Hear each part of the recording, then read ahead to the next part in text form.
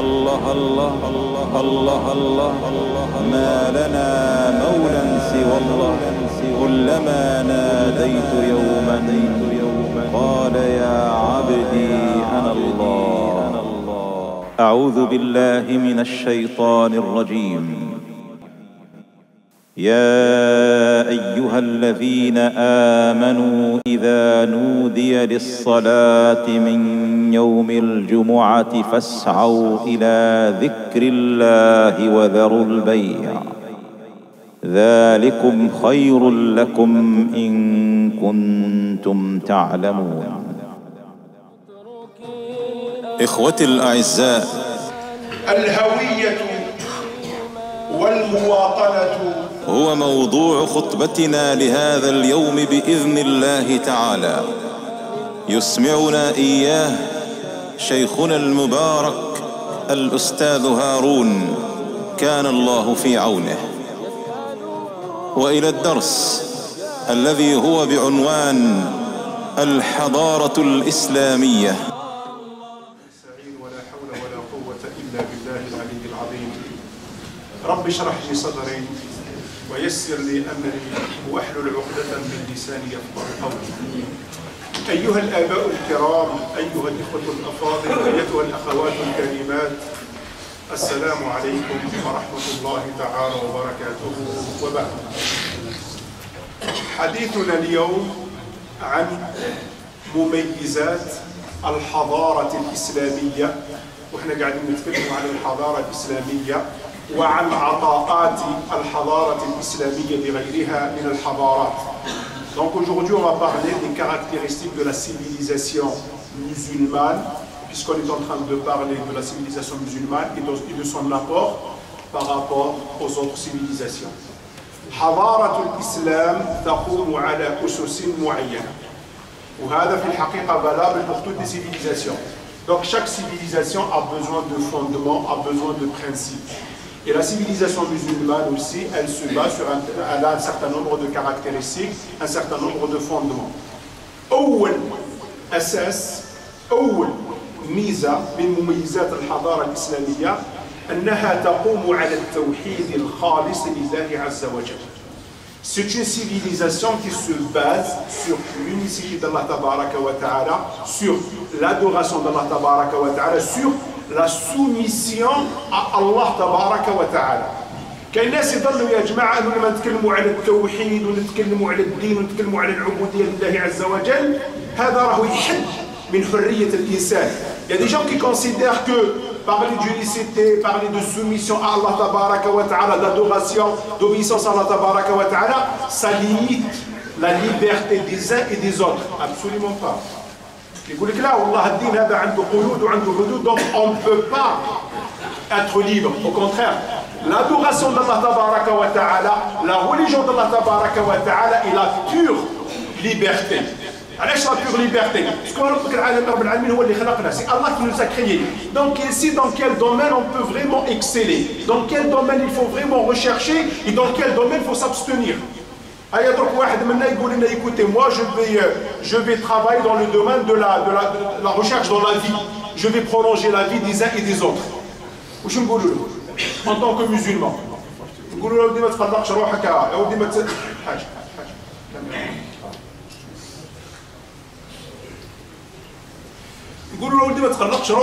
c'est un domaine perdu d'abord, tu n'as pas à chercher dans ce domaine-là. Donc il y a un certain nombre de domaines dans lesquels on ne peut rien faire et on ne doit rien faire. Pourquoi? Parce que c'est Allah Tabaraka wa Ta'ala qui a délimité ces domaines-là. Ça ne veut pas dire que tout domaine de recherche, Allah Azza wa Jalla l'a interdit. Au contraire. Donc Allah Azza wa Jalla nous a donné une liberté énorme, et c'est ça la liberté, nous a donné un certain nombre de domaines dans lesquels on ne doit pas toucher. على هذيك قلت لكم المره اللي فاتت يا جماعه لما تكلمنا على استغلال خيرات الارض، ربي قال وهو الذي سخر لكم ما في السماوات وما في الارض. On n'a pas uniquement à exploiter ce qu'il y a dans la terre ou sur terre, mais si on peut exploiter ce qu'il y a entre ciel et terre, ce qu'il y a dans les cieux, on doit le faire. Est-ce que ça, c'est pas une liberté? Ça, c'est une liberté d'Allah Tabaraka wa Ta'ala.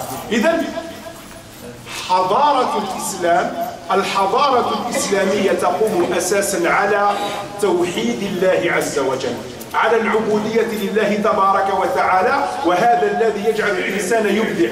Et c'est ça ce qui donne des ailes à l'être humain pour vraiment exceller dans tous les domaines de la recherche. Pourquoi? أجمع الإنسان اللي يعبد صنم.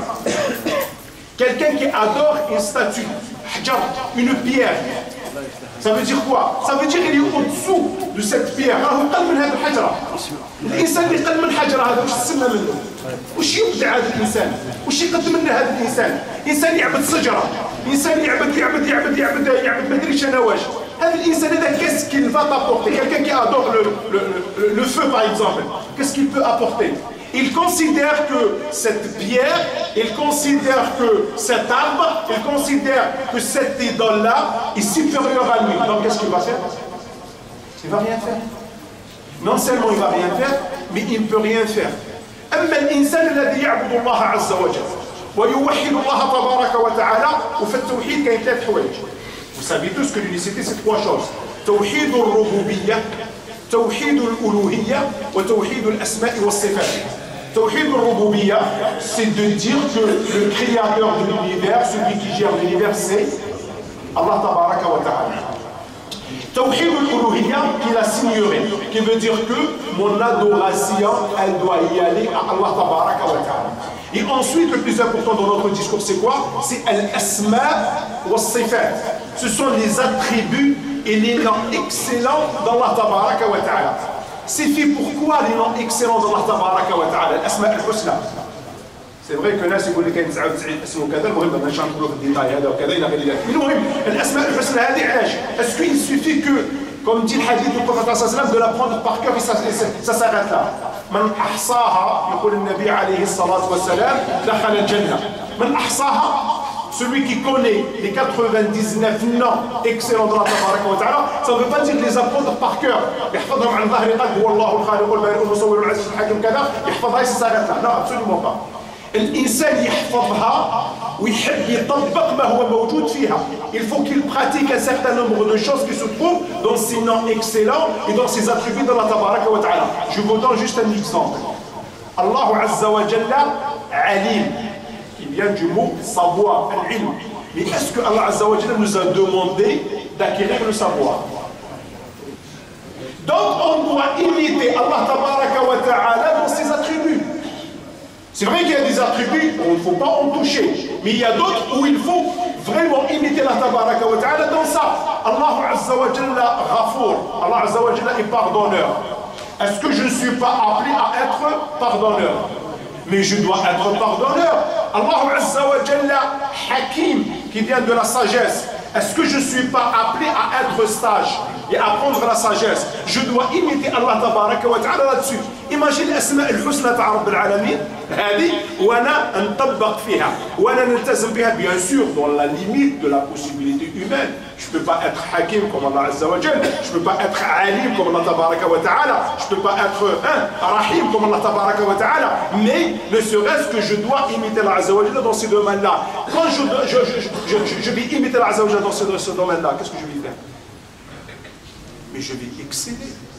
Mais je vais donner des choses et des choses et des choses à la Ummah, à l'humanité tout entière. Et c'est pour cela que les musulmans, en un temps record, ils ont pu faire sortir à l'humanité une civilisation extraordinaire. Ninja la civilisation هذه من الإسلام, من الدين, من توحيد الله عز وجل, من العبودية لله تبارك وتعالى, من الخضوع والاستسلام لله عز وجل, لأن الدين يخليك تقدم دائما وأبدا للبشرية. الدين يلتزم لهذا الشيء. لما نتكلموا مثلا عن الجانب العلمي وش راح نتكلم عليه مستقبلا, هو الدين يقول لك لابد عليك أن تتعلم, وما لا. Il suffit de remarquer que le premier mot révélé au prophète عليه الصلاة والسلام c'est اقرأ, لي لابد عليك أن تتعلم. أما بعد الآيات والأحاديث وكذا اللي يتكلموا عن العلم, حدث ولا حرج.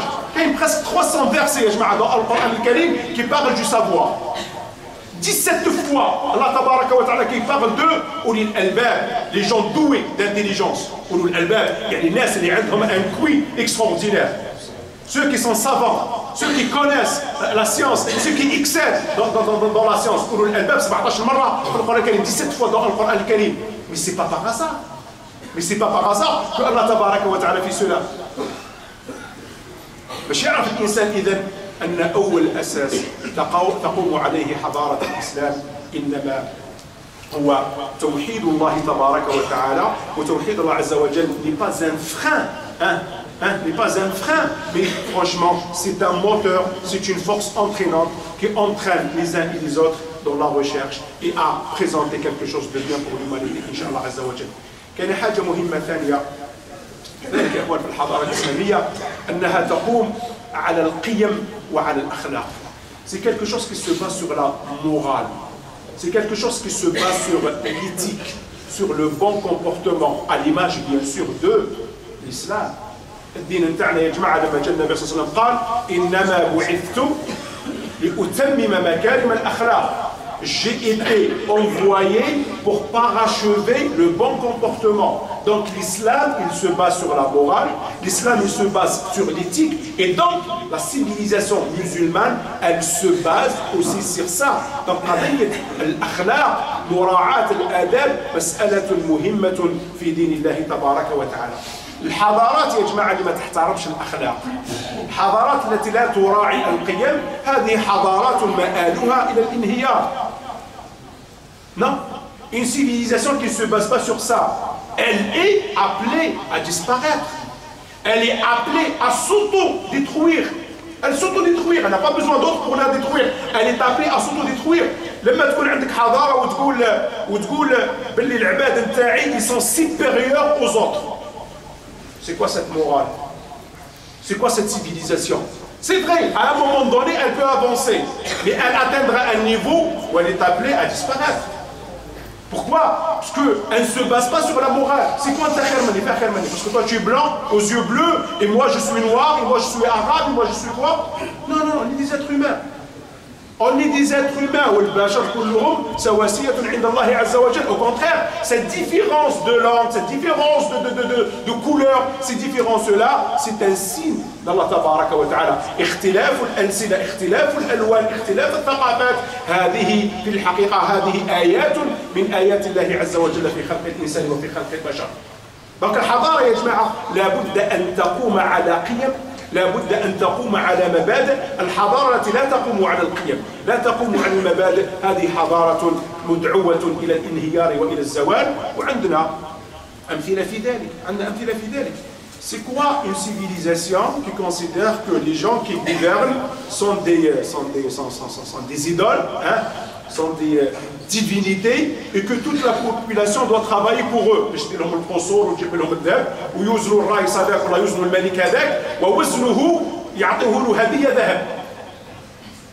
C'est quoi la civilisation? C'est ça la civilisation? Mais ça c'est pas une civilisation. هذه ما هي حضارة. هذه ما هي حضارة. حضارة يا جماعة اللي من قيمها احترام ما ادريش انا ما يقتلوش الفيران وكذا مثلا، ولا يعبدوا الابقار، ولا يعبدوا ما ادريش انا كذا. Ça c'est pas une civilisation. C'est une civilisation. On peut arriver à un résultat bien sûr à un moment donné, mais ensuite c'est l'autodestruction. Aujourd'hui la civilisation occidentale, c'est quoi son défaut? الحضارة الغربية اليوم، الحضارة اللي شاهدوها اليوم، شو المشكلة نتاعها؟ مشكلتها مشكلة أخلاقية بالدرجة الأولى. C'est un problème moral.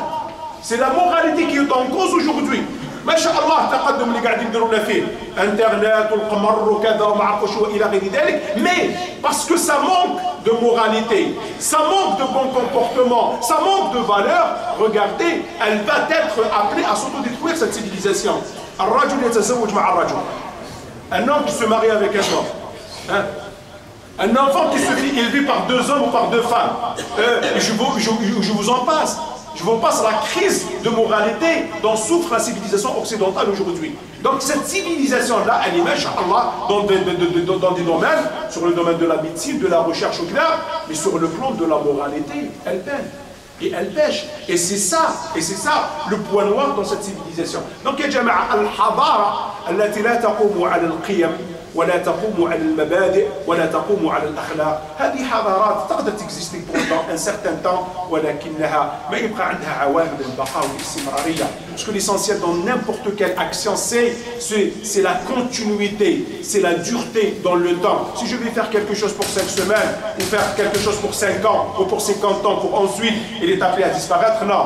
Si je veux faire quelque chose, c'est pour la continuité, c'est pour l'éternité. بإذن الله تبارك وتعالى. إذا هذا زوج أسس يا جماعة فقط حبيت نذكرهم اليوم، وما زالوا أسس أخرى سأعود إليها مستقبلا، وأعود بالتفصيل كذلك للحديث عن هذين الأساسين.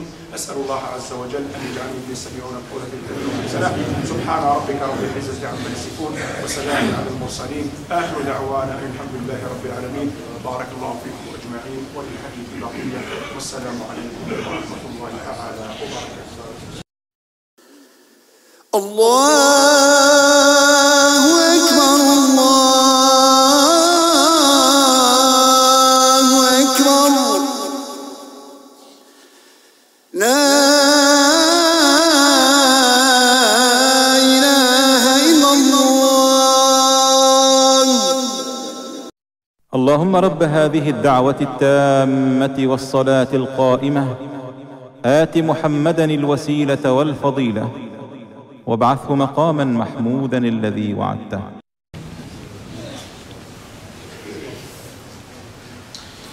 الحمد لله رب العالمين. إن الحمد لله نحمده ونستعينه ونستغفره ونستهديه ونسترشده، ونعوذ بالله من شرور أنفسنا ومن سيئات أفعالنا وأعمالنا وأقوالنا. من يهده الله فلا مضل له، ومن يضلل الله فلن تجد له وليا مرشدا. ونشهد أن لا إله إلا الله الواحد الأحد الفرد الصمد الذي لا ند له، يحيي ويميت وهو على كل شيء قدير، يعلم ما كان ويعلم ما سيكون ويعلم ما لم يكن إذا كان كيف يكون. نشهد ذلك شهادة نطق باللسان وإقرار بالجنان وعمل بالأركان.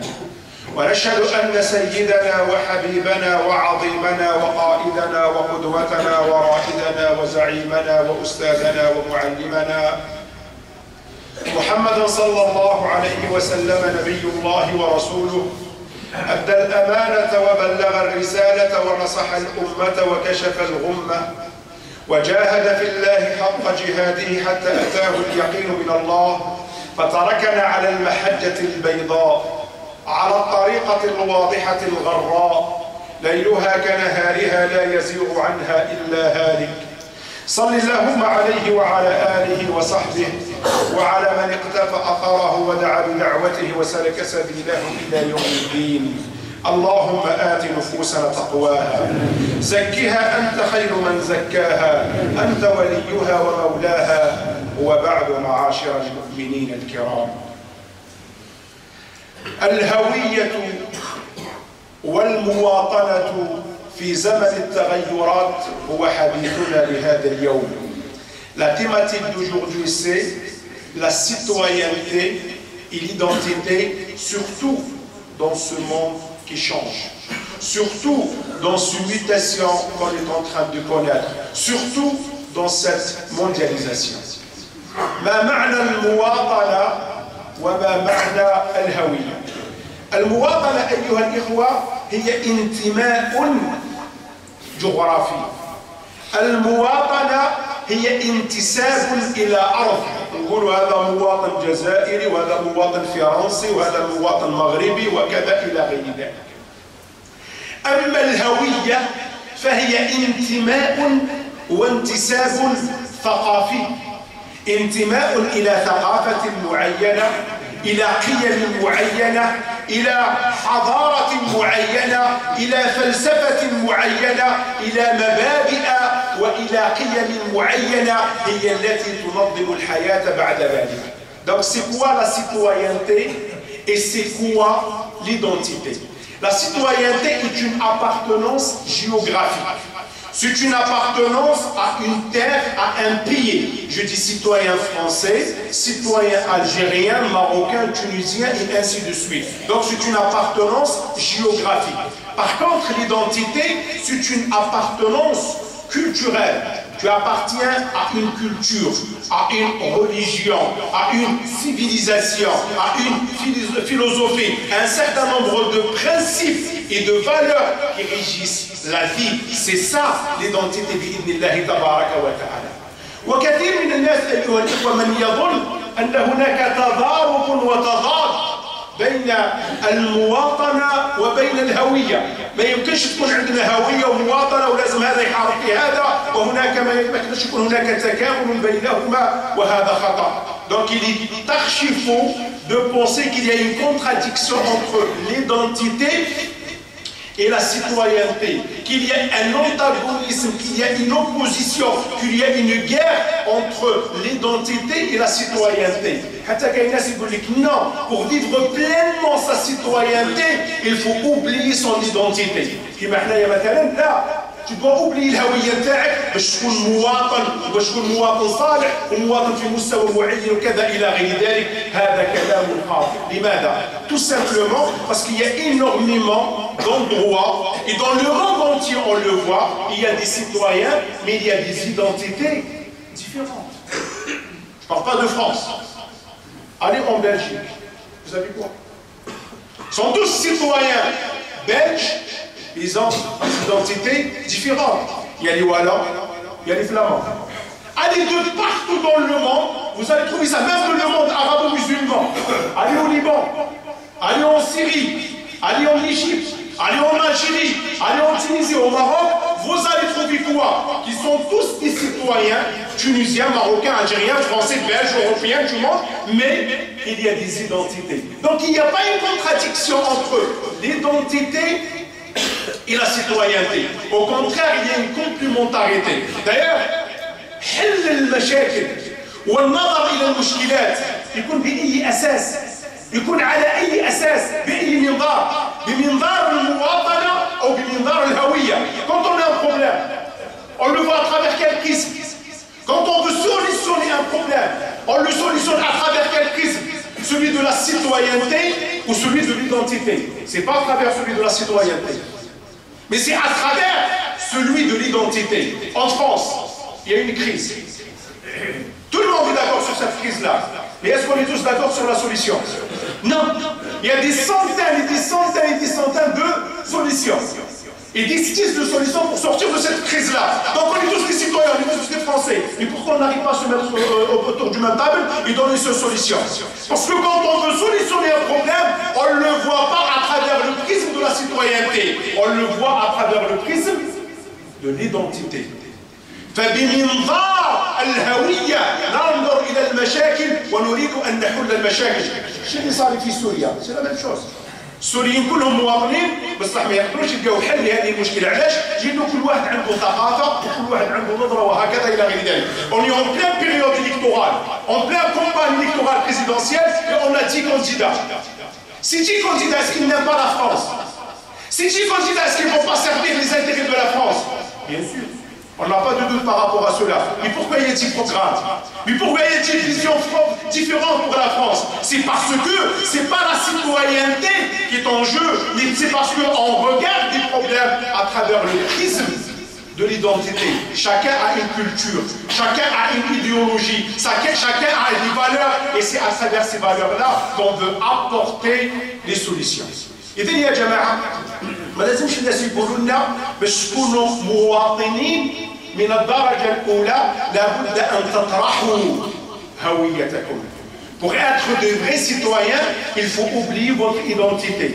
Votre identité, c'est un problème, c'est un frein à l'intégration et pour devenir de bons citoyens. Absolument pas, ya jama'a. Au contraire, notre identité, elle peut apporter quelque chose. C'est vrai, ya jama'a.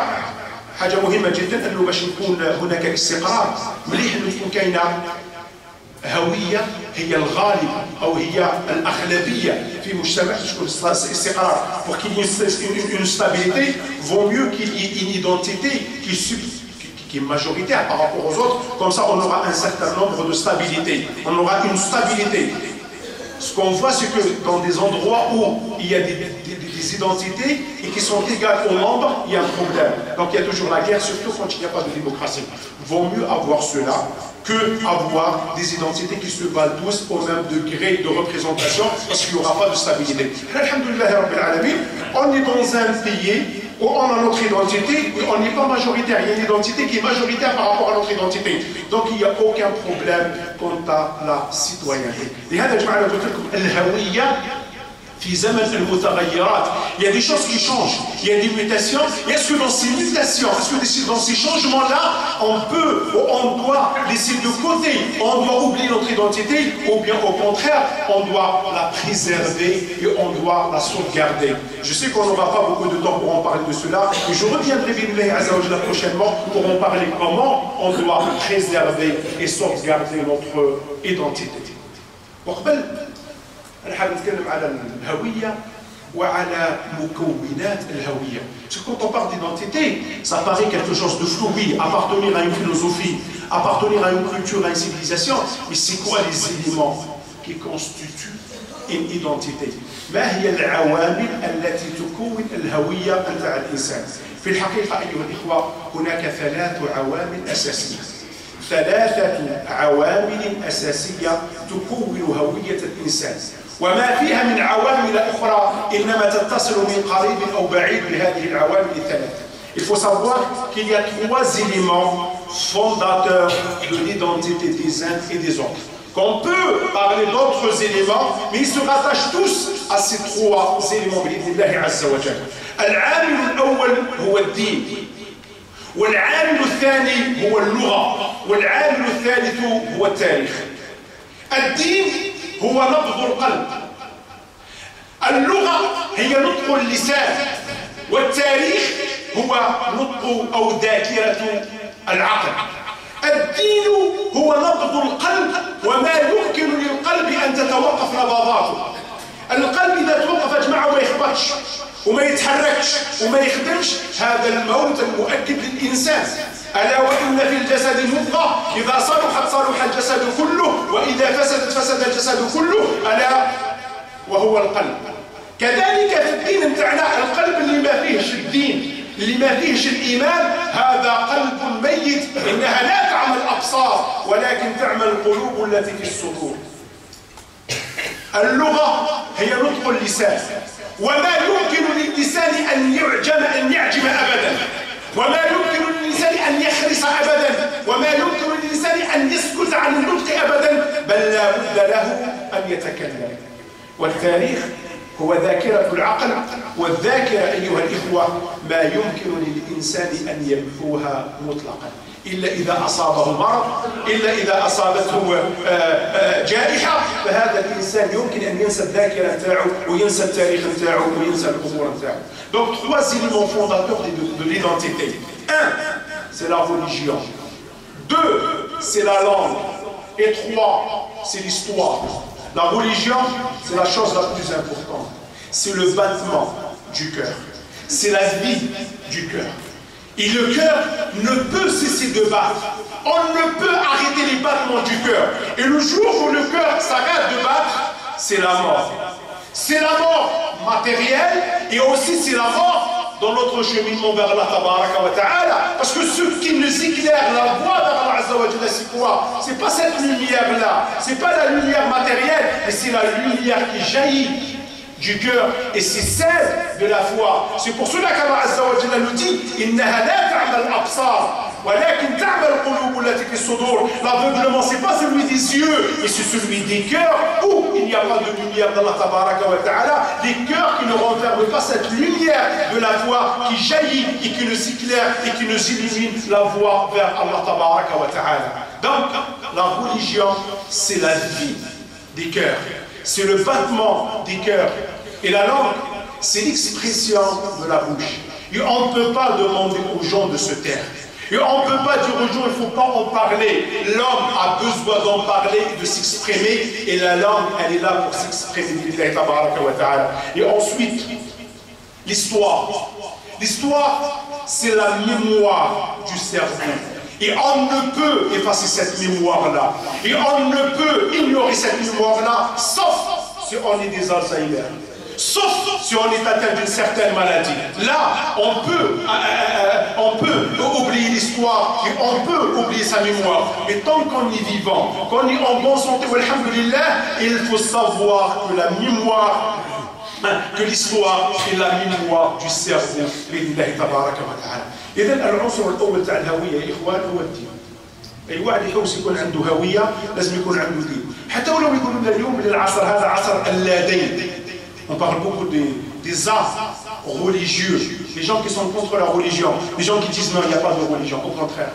C'est l'époque de la spiritualité, de la religion par excellence. Et on ne peut pas voir ces gens-là. Il faut savoir que العامل الأساس والمؤثر في صناعة هوية الإنسان إنما هو الدين وهذا هو اللي يظهر دائما وأبدا في حياة الناس. Donc le facteur le plus important, l'élément fondateur de l'identité, c'est quoi? C'est la religion d'Allah Tabaraka wa Ta'ala. Et c'est le plus omniprésent dans l'identité des uns et des autres. أنا دائما لما أتكلم لكم على قضية الدين يا إخوان وتأثيره على حياة الإنسان ودوره في صياغة الشخصية تاع الإنسان وفي قضية الهوية، أذكر لكم حديث أو أذكر لكم قصة السحرة في قصة سيدنا موسى عليه وعلى نبينا الصلاة والسلام. Parce que ça, c'est un exemple saisissant, celui des magiciens de l'époque de Sidna Moussa alayhi salam. Comment la religion a opéré ce changement extraordinaire dans la vie de ces gens-là. Comment l'identité de ces gens-là s'est vue métamorphosée par rapport à quoi? C'est pas par rapport à l'argent, c'est pas par rapport au matériel, c'est pas par rapport au bien, c'est par rapport à la religion d'Allah tabaraka wa ta'ala. Et aujourd'hui, je vais vous en donner d'autres exemples.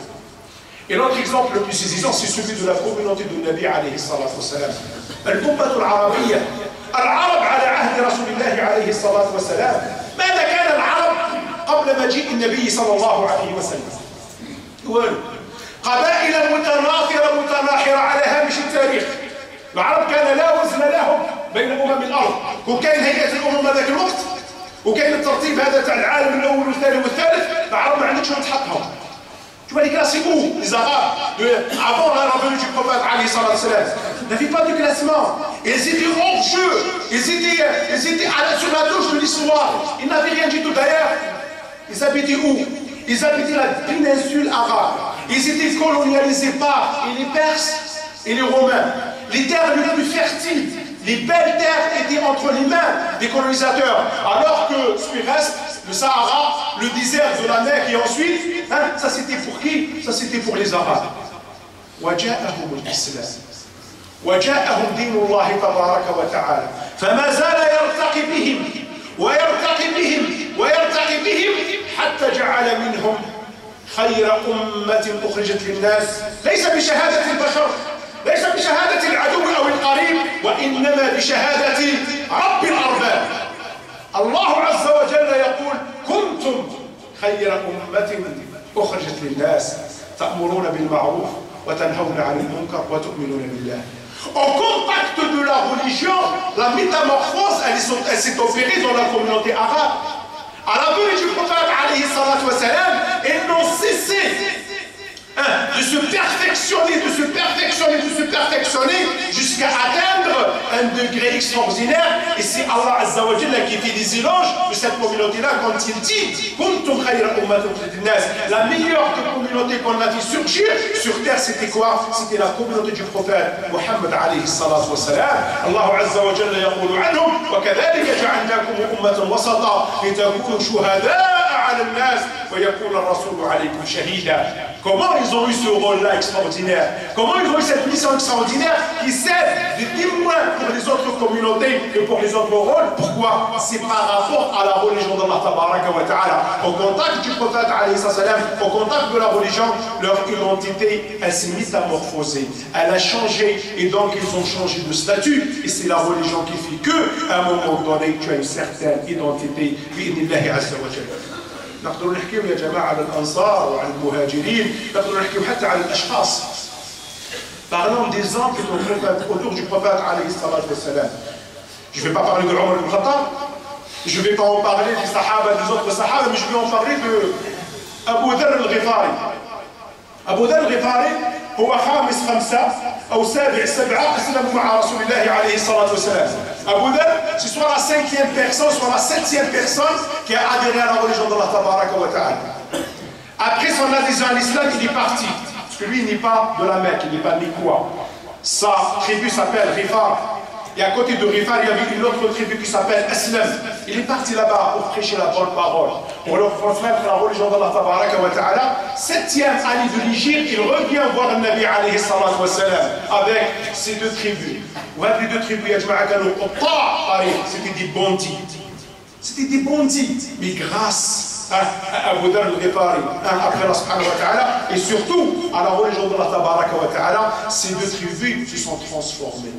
Ils ont changé. Ils sont devenus des quoi? Des gens qui transmettent la parole d'Allah Tabaraka wa Ta'ala. Abdullah ibn Mas'ud, راعي الإبل، راعي الغنم، المحتقر، صاحب الساقين الحبشين. Il était très fin, Abdullah ibn Mas'ud, ya jama'a. Et c'était quoi? C'était un petit berger à la Mecque. Mais personne ne le connaissait à la Mecque. À part son maître, bien sûr. À part celui chez qui il travaille, à part son patron, personne ne le connaissait. Et une fois, Abdullah ibn Mas'ud في المدينة كان يتسلق نخلة باش يجيب الثمر. وشافوه الصحابة وشافوا الساقين نتاعو، شافوا سي كويس، شافوا سي جامب، il était comme très très très fin. شافوه وعاجبوا من ساقي عبد الله بن مسعود. فقال له النبي عليه الصلاة والسلام: أتعجبون من ساقي عبد الله بن مسعود؟ والله إنها في ميزان الله عز وجل أثقل من جبل أحد. Qu'est-ce qui a transformé Abdullah ibn Mas'ud? Cet inconnu que personne ne connaissait. Pourquoi il est devenu avec cette valeur-là? Pourquoi l'étonnement des compagnons s'est transformé, subhanallah, à une reconnaissance de Abdullah ibn Mas'ud? Juste pour vous dire que Abdullah ibn Mas'ud, aujourd'hui qu'on le veuille ou pas, c'est une référence dans la jurisprudence. في مذهب الإمام أحمد بن حنبل في المذهب الحنبلي la référence c'est Abdullah ibn Mas'ud.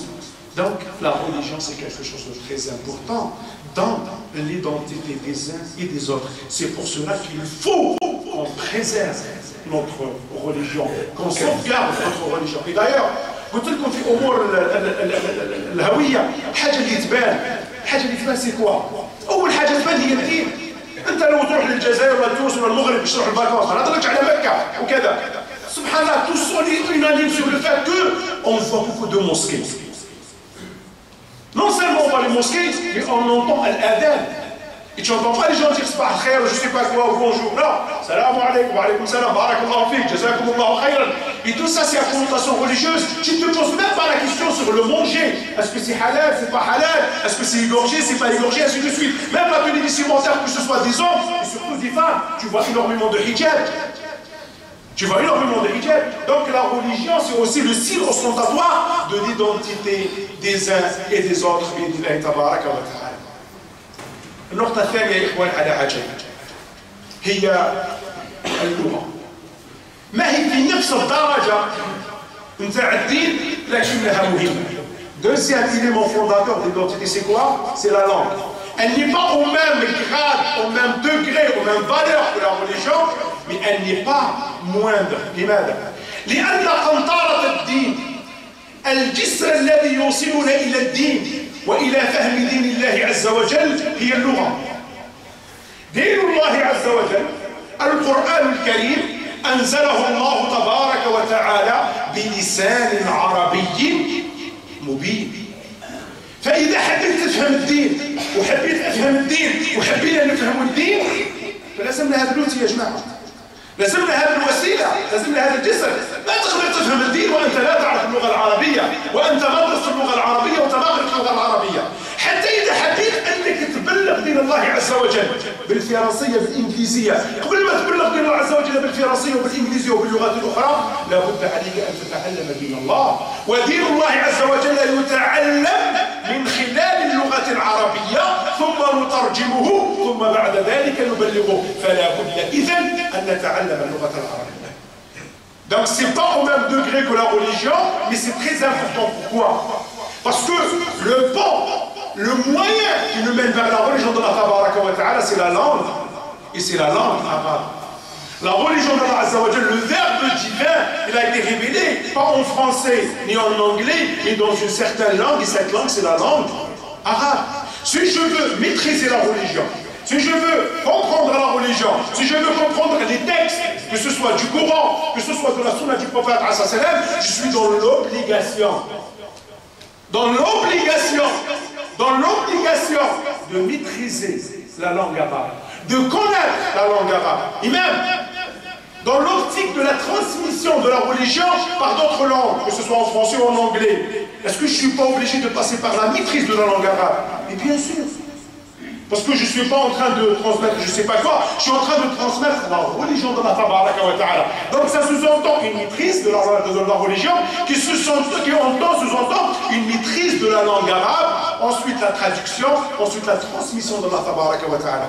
C'est vrai, il y a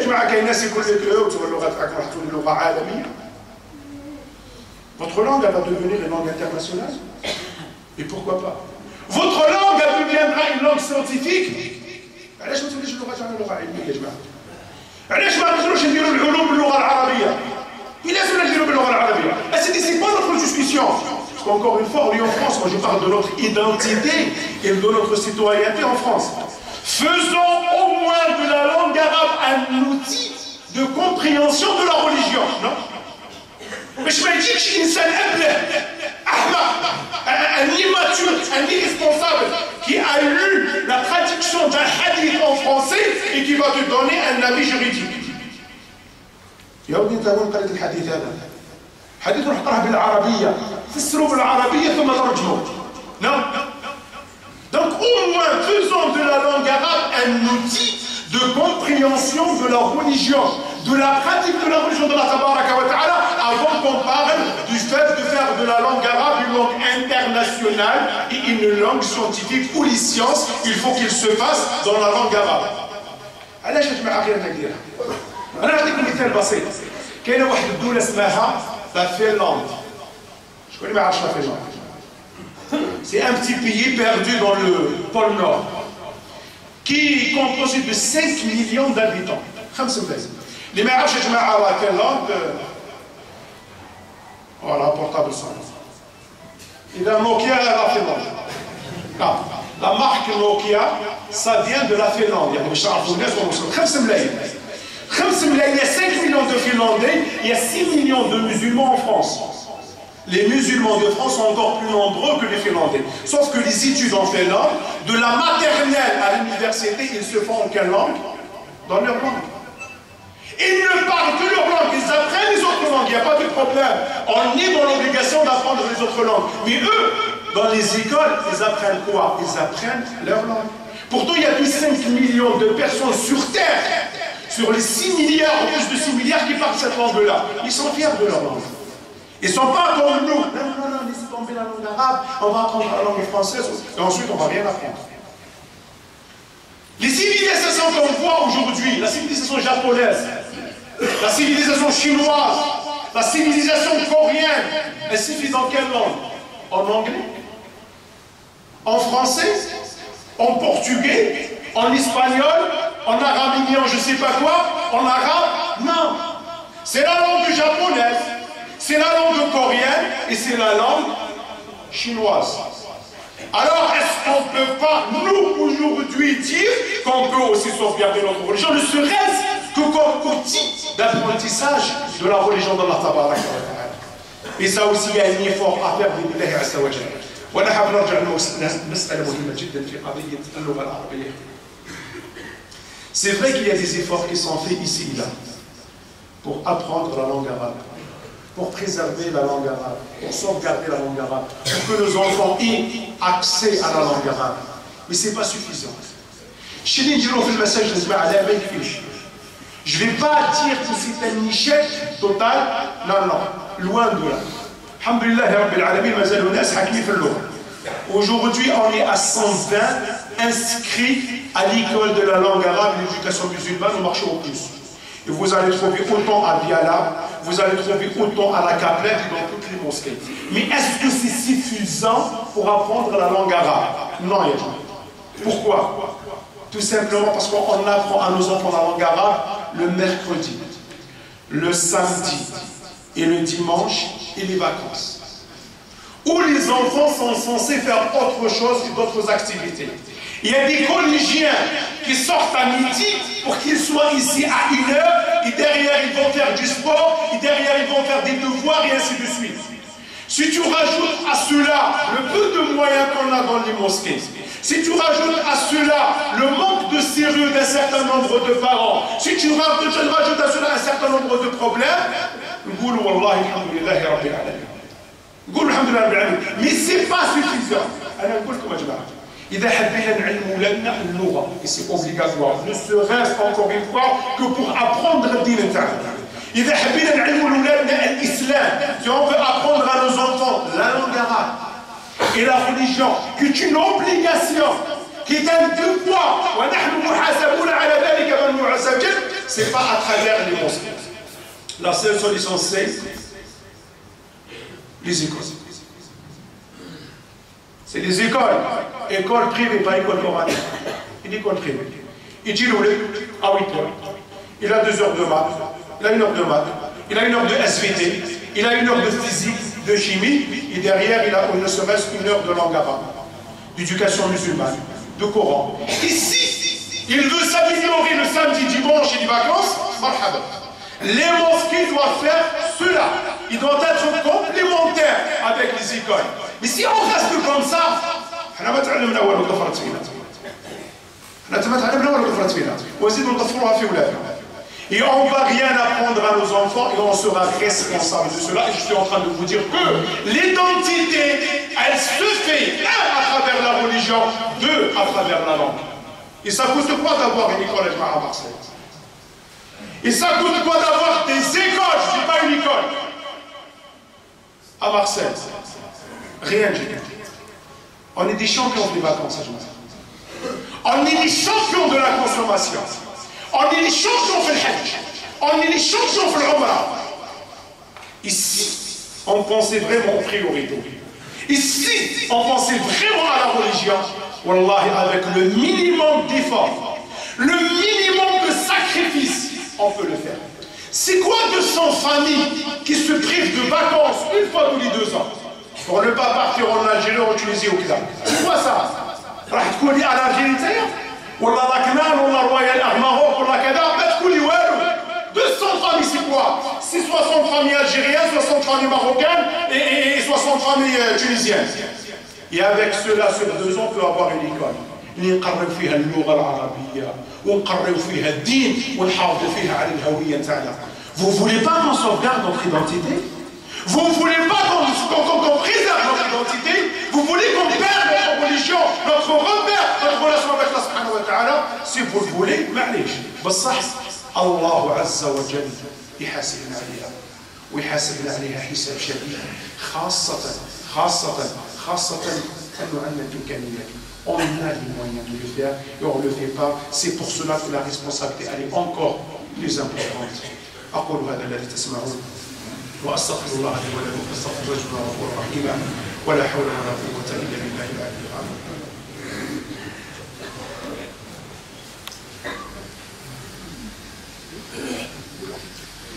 الحمد لله رب العالمين والصلاة والسلام على رسول الله الكريم. على الله نتوكل وبه نستعين ولا حول ولا قوة إلا بالله العلي العظيم.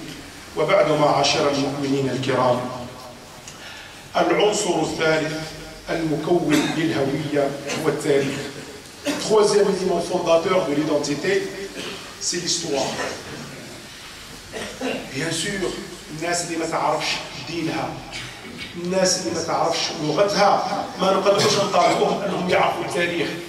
Celui qui ne connaît pas bien sa religion, celui qui ne connaît pas bien sa langue, est-ce qu'on peut lui demander de connaître bien son histoire?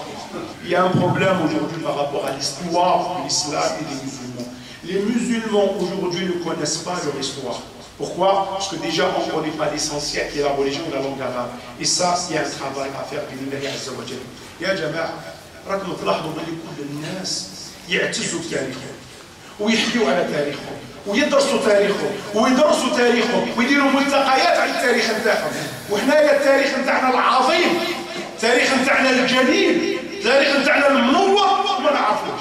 Comment ça se fait? Pourquoi les gens ils s'intéressent à leur histoire? Pourquoi les gens ils sont fiers de leur histoire? Alors que l'histoire de l'islam, des musulmans, qui est une histoire extraordinaire, qui est une histoire de la lumière, subhanallah, il n'y a pas des gens qui s'intéressent à cela. وش رايكم نقول لك شكون هو الظاهر ببرس البندقداري؟ Qui c'est qui connaît ce prénom? المظفر قطز. وش رايك يا اخي الكريم نقول لك صلاح الدين الايوبي؟ On le connaît tous.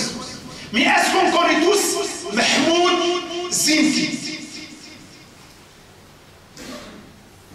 Et pourtant, Mahmoud Zinki est celui qui a préparé le terrain à Salah ad-Din al-Ayyoubi. Sans Mahmoud Zinki, sans son travail, on ne peut parler des exploits de Salah ad-Din al-Ayyoubi. Mais comment je peux étudier l'histoire en parlant de Salah ad-Din al-Ayyoubi et de ne pas en parler de la période avant et de la période après Salah ad-Din al-Ayyoubi? Puisqu'on ne s'intéresse pas à l'histoire. Et parce que l'histoire pour nous, c'est rien du tout. Ya Jama'a, الناس اللي عندهم أولادهم في الكوليج, ceux qui ont leurs enfants dans les lycées et qui étudient l'histoire, ils peuvent se rendre compte de l'importance de l'histoire. Ils peuvent se rendre compte de l'importance de l'histoire. Des contre-vérités et des contre-vérités. وحنا يوم قاعدين نديروا والو. حنا ما نقدروا حتى نعلموا ولادنا pas apporter la contradiction. Pas apporter la contradiction à l'éducation nationale et de leur dire ça c'est une version, mais il y a d'autres versions de l'histoire. Accordez-nous au moins le bénéfice du doute concernant ces versions-là. Et on ne connaît pas notre histoire. Mais qu'est-ce que tu vas leur en parler de l'histoire? Mais Houma, ils ont le droit de mettre l'histoire qu'ils veulent. L'histoire de la Palestine. Qu'est-ce qui connaît l'histoire de la Palestine? Mais on ne connaît pas l'histoire de la Palestine. Parce qu'il y a des gens aujourd'hui qui travaillent sur ça. Et comme nous, l'histoire, c'est pas quelque chose d'important. C'est quoi qui est important? Apparemment, c'est la consommation. Donc, on ne parle pas de l'histoire. Et c'est quelque chose de très important. Pour une identité, il faut trois choses. La religion, la langue et l'histoire. Et si on veut vraiment préserver, sauvegarder cela, vous savez qu'est-ce qu'il faut faire. Ce n'est pas à travers uniquement les muscles. Ce n'est pas uniquement à travers mais c'est surtout à travers les écoles. C'est le message que je veux transmettre aujourd'hui. أرجو من الله عز وجل أن يصل إلى القلوب وأن يصل إلى القلوب. اللهم اجعلنا ممن يستمعون القول فيتبعون أحسنه. اللهم اجعلنا ممن يستمعون القول فيتبعون أحسنه. اللهم اجعلنا ممن يستمعون القول فيتبعون أحسنه. اللهم ردنا إلى الإسلام ردا جميلا. اللهم ردنا إلى الإسلام ردا جميلا. اللهم ردنا إلى الإسلام ردا جميلا. اللهم أبرم لأمتك أمرا رشدا يعز فيه وليك ويذل فيه عدوك ويؤمر فيه بطاعتك وينهى فيه عن معصيتك. اللهم لا تدع لنا في مقامنا هذا ذنبا إلا غفرته ولا عيبا إلا سترته ولا دينا إلا قضيته ولا عسيرا إلا يسرته ولا حاجة من حوائج الدنيا هي لك رضا ولنا فيها صلاح إلا قضيتها ويسرتها برحمتك يا أرحم الراحمين يا رب العالمين. ولا هما إلا فرجته ولا هما إلا فرجته ولا هما إلا فرجته ولا كربا إلا يسرته ولا كربا إلا يسرته ولا كربا إلا يسرته ولا مريضا إلا شفيته ولا مريضا إلا شفيته ولا مريضا إلا شفيته ولا ميتا إلا رحمته ولا مبتلا إلا عافيته ولا غائبا إلا رددته ولا مسافرا إلا بلغته ولا مجاهدا إلا نصرته ولا أسيرا مسلما إلا أطلقت سراحه. اللهم انصر الإسلام والمسلمين. اللهم انصر الإسلام والمسلمين.